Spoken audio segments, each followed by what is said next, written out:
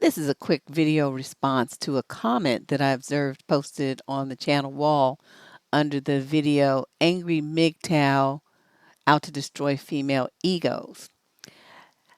And what I wanted to say was, well, I wanted to address her comment saying that when a guy rejects you like that, that people will say, well, he's just not into you. She says that that also tells the woman that she isn't good enough, when in reality you're too good.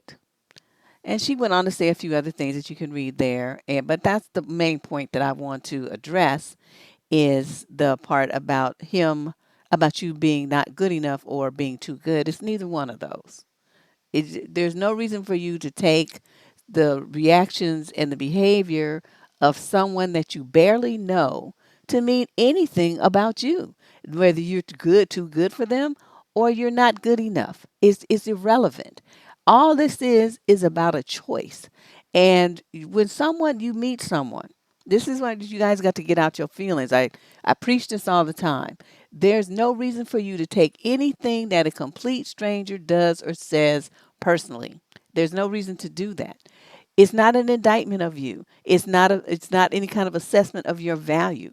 What he thinks, what he wants, what he likes, and it doesn't have anything to do with you, because he doesn't know you. So I really think that it's important for young ladies to understand this. If you're in a situation with a guy and it doesn't seem like you two are clicking, that's just incompatibility. It doesn't have anything to do with you not being good enough for him or you being too good. No need to have your self esteem all impacted, and no need to blow your head up either. Because, I mean, you're just different. Okay? You're different. It's just the same as if you go and you're interested in some job. I don't know. You're interested in a job and you go in and you interview. Now, you don't really know these people. You don't really know the work environment. You don't really know what it would be like to be bothered with them on a daily basis. Of course, you might like a shot, but you're not all tied up in it. And so if they decide to go with another candidate, you shrug and go on about your business. You don't feel like you're not good enough, nor do you feel like you're too good. You just go on to the next thing. And that's exactly what you should do when you're dating. It's exactly the same. Everybody that you apply for, that applies for a job with you in quote, in a relationship as your partner, that's the job, is not going to be what you're looking for. You're not going to be what they're looking for. That doesn't mean that there's anything wrong with you, nor does it mean that you're too good for them. It just means you're not what they're looking for. It's just like somebody who, you're watching television, right? Now, normally you might like to watch, I don't know, let's say Lifetime. But today you looking and you're like, I don't feel like this. I don't know, I want to watch like some a sci-fi channel or something. I want to watch Netflix and see some like suspense movie. I want to do some. Okay, so it's not that your favorite Lifetime is not good enough or that it's too good. It's just different. You want something different in the here and now. And so something else is going to meet your needs and satisfy you more in the here and now than what you usually like.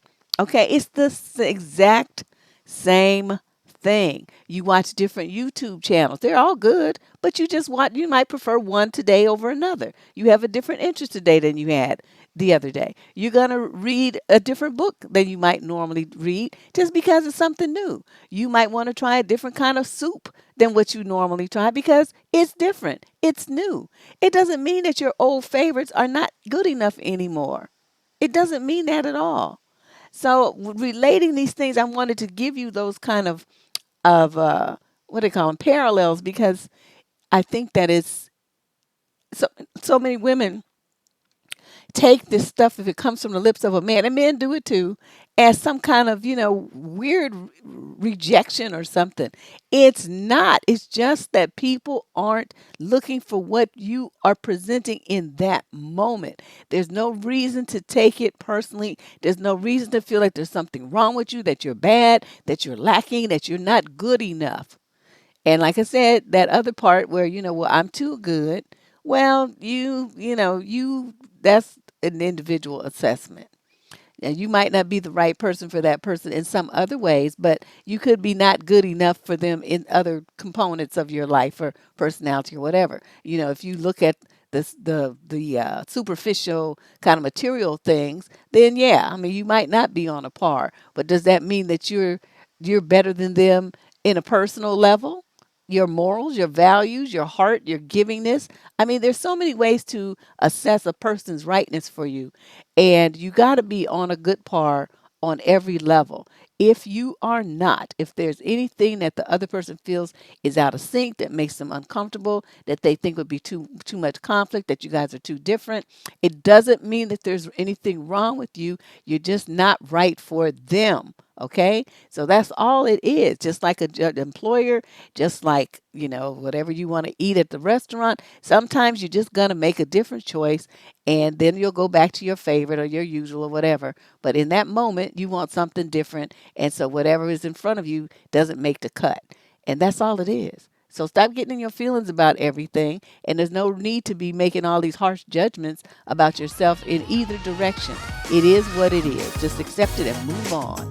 Deb Cooper, I'll talk to you later.